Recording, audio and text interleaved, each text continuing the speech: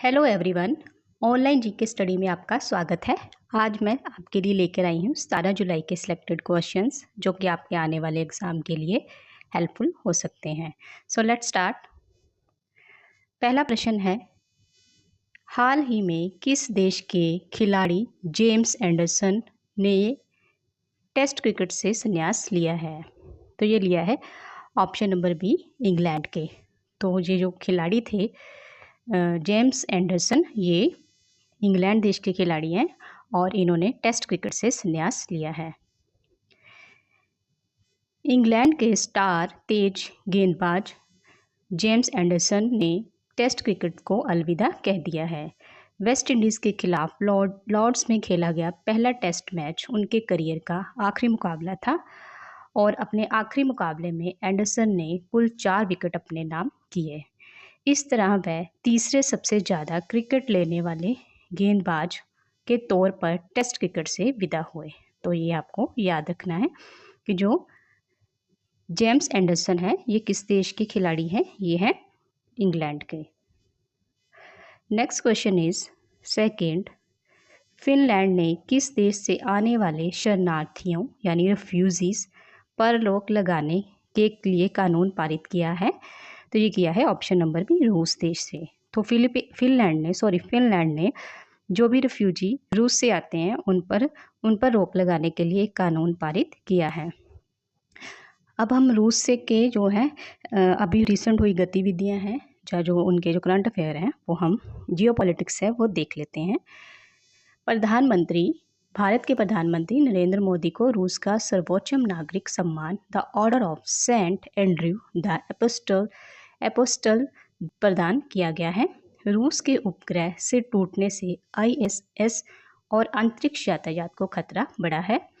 रूस देश भारत का शीर्ष तेल आपूर्तिकर्ता बना है। ब्रिक्स गेम 2024 का आयोजन रूस में किया जा रहा है। रूस के राष्ट्रपति 24 साल बाद नॉर्थ कोरिया पहुंचे और रूस ने तालिबान को आतंकवादी की सूची से हटा दिया है। तो this lies is very important for international current affair. अगला प्रश्न है तीसरा, गृह मंत्री अमित शाह ने किस राज्य में PM कॉलेज ऑफ एक्सीलेंस का उद्घाटन किया? तो ये किया option number B, Madhya Pradesh में। तो जो अमित शाह हैं, गृह मंत्री अमित शाह हैं, उन्होंने मध्य प्रदेश में PM कॉलेज ऑफ एक्सीलेंस का उद्घाटन किया। केंद्रीय गृह मंत्री अमित शाह ने हाल ही में मध्य प्रदेश में PM कॉलेज ऑफ एक्सीलेंस का वर्चुअली उद्घाटन किया। गृह मंत्री अमित शाह ने इंदौर के राज्य के सभी 55 जिलों का उद्घाटन किया। इस अवसर पर राज्य के मुख्यमंत्री डॉक्टर मोहन यादव सहित कई अन्य मंत्री उपस्थित थे। तो आपको ये याद रखना है। अगला प्रश्न है नेक्स्ट फोर्थ इज, हाल ही में नेपाल के नए प्रधानमंत्री यानी प्राइम मिनिस्टर PM कौन बने हैं? तो ये बने हैं option number B, KP Sharma Oli. तो ये पुष्प कमल दहल प्रचंड को हराकर जो है KP शर्मा ओली जो है फिर से जो है नए प्रधानमंत्री नेपाल के बन गए हैं। अब हम और भी इंटरनेशनल जो प्रधानमंत्री या राष्ट्रपति नियुक्त हुए हैं या चुने गए हैं उनको देख लेते हैं, फटाफट से उनको रिवाइज कर लेते हैं। टो लैम को वियतनाम का राष्ट्रपति नामित किया गया। जॉन सिवनी को स्कॉटलैंड का प्रथम मंत्री चुना गया। जोस राउल मुलिनो को पनामा का राष्ट्रपति चुना गया है। ऑन्ड्रेज प्लेकोविक को क्रोएशिया का फिर से प्रधानमंत्री नियुक्त किया गया है। इशाक डार पाकिस्तान के नए उप प्रधानमंत्री बने हैं। प्रोबो सोबियांतो को इंडोनेशिया का राष्ट्रपति नियुक्त किया गया है। डीक शूफ नीदरलैंड के प्रधानमंत्री बने हैं और रिसेंट में कीर स्टारमर ब्रिटेन के अगले प्रधानमंत्री बने हैं। तो ये सारी ही स्लाइड जो है इंटरनेशनल करंट अफेयर के लिए बहुत ही इम्पॉर्टेंट है। Next question is, Wimbledon women's singles 2024 का खिताब किसने जीता है? तो ये जीता है बाराबोरा क्रिजिकोवा ने। तो बाराबोरा क्रेजिकोवा ने विंबलडन वीमेंस सिंगल्स 2024 जीता है। हाल ही में चेक रिपब्लिक की बारबोरा क्रेविकोवा ने शानदार खेल का प्रदर्शन करते हुए विंबलडन वीमेंस सिंगल्स 2024 का खिताब जीत लिया। लंदन में हुए फाइनल में उन्होंने जैस्मिन पॉलिनी को हराया और क्रेजिकोवा ने इसके साथ ही 28.5 रुपये करोड़ की जो है पुरस्कार राशि भी जीती है। तो आपको ये याद रखना है कि जो विंबलडन सिंगल्स 2024 का जो खिताब किसने जीता है, तो ये जीता है बारबोरा क्रिजिकोवा ने।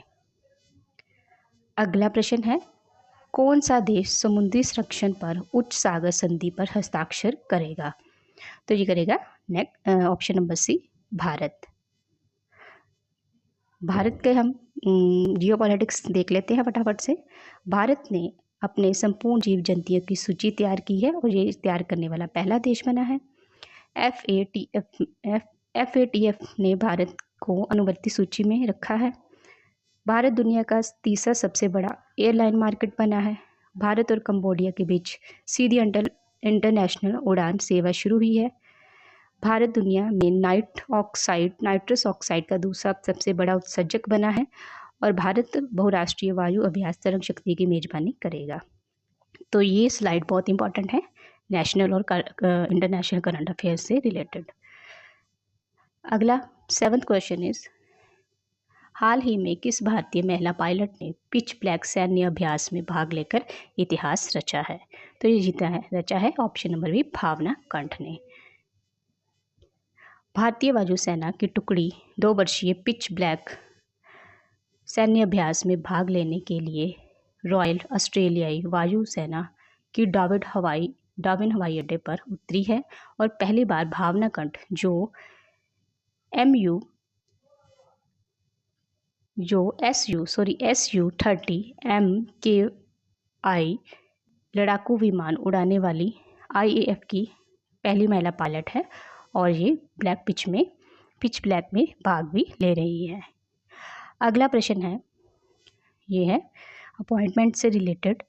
पेटीएम पेमेंट्स बैंक ने किसे अपना नया CEO के रूप में नियुक्त किया है? तो ये किया है simple option number A, Arun Bansal. तो अरुण बंसल जो है वो पेटीएम पेमेंट बैंक के जो है CEO नियुक्त हुए हैं।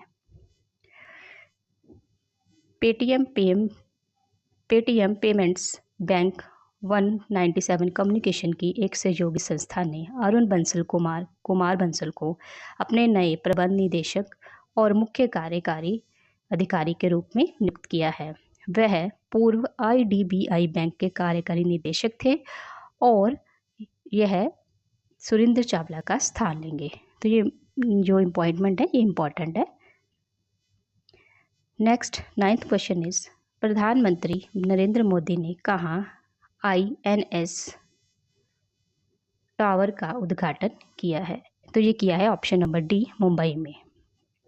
प्रधानमंत्री मोदी ने INS टावर का उद्घाटन मुंबई में किया है।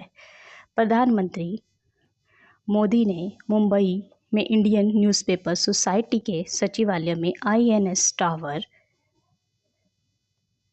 का उद्घाटन किया है और उद्घाटन के बाद PM ने कहा है कि भारत जल्दी ही तीसरी सबसे बड़ी अर्थव्यवस्था बन जाएगा। तो आपको ये याद रखना है। Next last and 10th question is, Wimbledon. अब हम विंबलडन पुरुष एकल खिताब की बात करते हैं। तो ये किसने जीता है? ये जीता है कार्लोस अल्कराज ने। तो ये किस देश के खिलाड़ी हैं? तो ये है ऑप्शन नंबर सी, स्पेन देश के ये खिलाड़ी है जिन्होंने विंबलडन पुरुष सिंगल खिताब 2024 जीता है।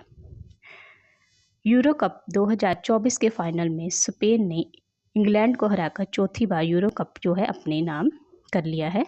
लेमियन यमन को young player of the award का टूर्नामेंट पुरस्कार और रॉड्री को प्लेयर ऑफ द टूर्नामेंट का पुरस्कार और गोल्डन बूट शहर खिलाड़ियों के बीच साझा किया। अगले यूरो को मेजबानी कौन करेगा? इंग्लैंड करेगा। तो ये आपको याद रखना है। तो ये थे हमारे आज के महत्वपूर्ण प्रश्न जो कि आपके आने वाले एग्ज़ाम के लिए बहुत ही बेनिफिशियल हो सकते हैं। So keep watching. मिलते हैं नेक्स्ट वीडियो में। Thank you.